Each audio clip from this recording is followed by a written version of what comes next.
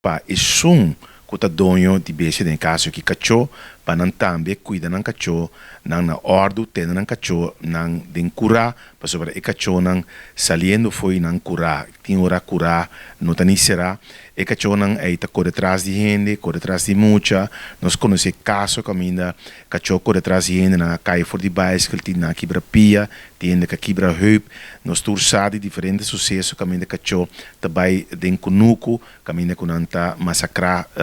cabrito nan, galinha nan, outro bestia nan, esse aí está trazendo daño financeiro na cunuqueiro nan, pero também daño emocional, pessoal, com que bomere, vou imaginar um cunuqueiro tá dando sua bestia nan comida todo dia, seja la hiena of nan também cap, certo rama para e bestia nan e bota chega mainta anya, bo bestia nan cacho amor de quase todo mate, cosi tá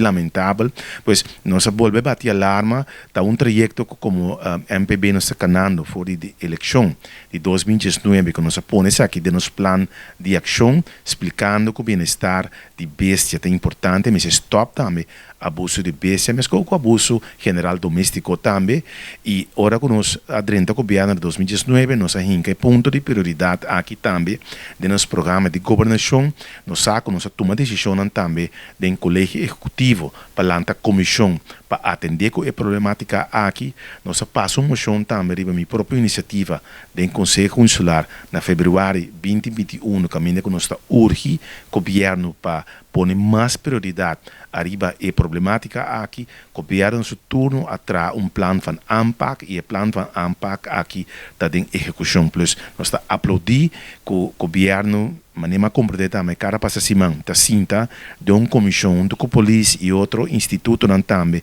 para trazer e plano de